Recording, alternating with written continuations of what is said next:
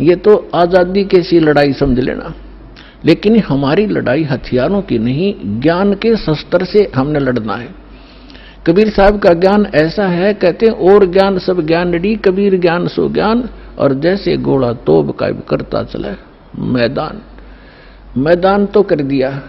शंकराचार्य हमने निमंत्रण उनको दे लिया, कहा जाओ जी चर्चा करो, कुछ हमारी त्रुटि हमें बताओ, आपकी हम बतावांगे, उसको एक समाज को एक दिशा दे दें।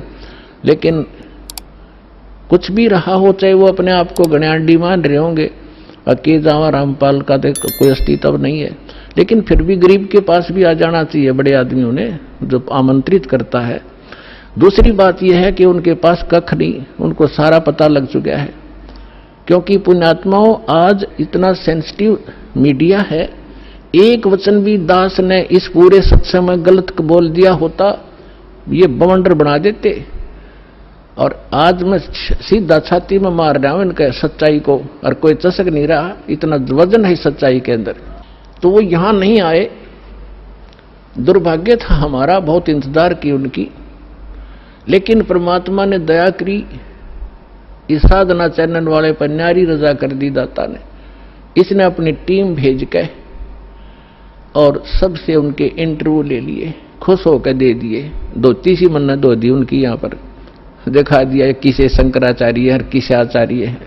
तो पुण्यात्माओं, कहने का भाव यह है कि जब तक ये पूरे विश्व में एक रस नहीं होगा, तब तक थोड़ा सा विरोध बना रहेगा, और उसमें आपने घना सावधान रहना पड़ेगा कि आपका नाम खंडित ना हो। वैल्यू है, कहते हैं परमात्मा, कहते हैं जैसे माता गर्भ को रखे यतन बनाए, और ठेस लगे तो छन हो तेरी, ऐसे भक्ति जाए। अब भक्ति का मिलना यह बड़ी कठिन, और मिलने के बाद फिर वो उसको सुरक्षित रखना, वो एक बहुत बड़ी बात है। जब तक परिपक्व नहीं हुई तो फिर फायदा क्या उसका। तो इतना सावधानी आपने बरतनी पड़ेगी। जैसे कोई माता बच्चे को गर्भ में आते ही वो कितनी सतर्क हो जाती है, खान पीन में संयम बरतती है, पैर ऊंचा नीचा ना टिक जा कि बच्चे का झटका लग जा, रात को करवट ले भी गलती से ले लेती है तो तुरंत सतर्क होती है, और कहीं मेरे बच्चे का दाब ना लगी हो और खराब ना हो जाए मेरा गर्भ, वो कितनी चिंतित रहती है। तो आप जी ने इस भक्ति का जो लाल है, इतनी सावधानी से परिपक्व करना पड़ेगा, तब आपको सफलता होगी।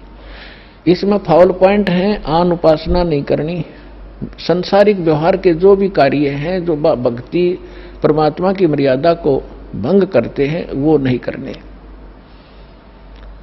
और फिर आप सफल हो जाओगे। तो अभी थोड़ी सी कठिनाई आपको चल रही है, घर घर में विरोध चल रहा है। पति ने नाम ले लिया, पत्नी नहीं मानती, मैं तो सारी पूजा करूंगी, तो कैसे ऐसा क्या कर रहा है। पत्नी ने ले लिया तो पति दुखी करता है। तो धीरे धीरे ज्ञान से क्या होगा, ये ज्ञान ऐसा है कि आप घर पे चलाओगे और बच्चों पर भी असर करेगा। ना सुनेंगे तो भी कक्ष में सोए हुए व्यक्तियों पर भी ये वाणी असर करेगी, जैसे गारुड़ का मंत्र अचेत हुए उस सर्प के डसे हुए व्यक्ति पर, जो सुन भी नहीं रहा, समझ भी नहीं रहा, और उसके ऊपर भी वो मंत्र बोल बोल कर उसके विष को उतार कर सचेत कर देता है। और ये तो परमात्मा की वाणी सब सिद्ध है। ये तो अपने पशु पक्षियों के ऊपर भी ये वाणी जा रही है, उनको भी, उनके भी पाप डाउन हो रहे हैं। ठीक है, उनके पाप गणे हैं, इसलिए पशु योनि मिली, तो वो पाप घटते रहेंगे। जैसे कपड़ा किसी का ज्यादा मैला है, हो गया है, मैल हो गया है, तो वो कई बार साबुन लगाने से स्वच्छ होगा, उज्जवल हो जाएगा। और जिसका थोड़ा मैला है, एक दो बार साबुन लगाने से उज्जवल हो जाता है। तो ये साबुन है, परमात्मा का जो ज्ञान है, सत्संग है, वचन है, ये साबुन और जल दोनों का काम करता है। तो धीरे धीरे ये सत्संग जिस घर में चल रहा है, पड़ोसियों तक भी असर होगा आपका, और आपके घर के पशु पक्षियों पर भी इसका प्रभाव पड़ेगा। आपके घर कोई पशु पक्षी भी रह रहा है, उसके ऊपर भी धीरे धीरे उसके अंदर ये वाणी का जो ज्ञान यज्ञ का पुण्य उसमें संग्रहित होगा। और कुछ ऐसे पाप हैं जो ज्ञान यज्ञ से ही खत्म होते, और उसका विकल्प ही नहीं है।